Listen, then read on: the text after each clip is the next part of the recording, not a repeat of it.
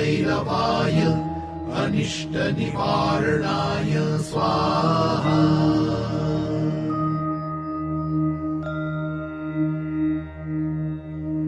मम सर्वे ग्रहाः अनिष्टनिवारणाय स्वाहा।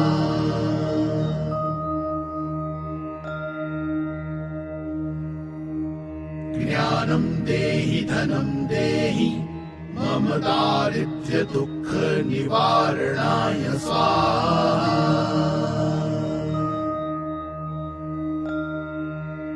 सुतं देहि यशो देहि मम गृह क्लेश निवारणाय स्वाहा।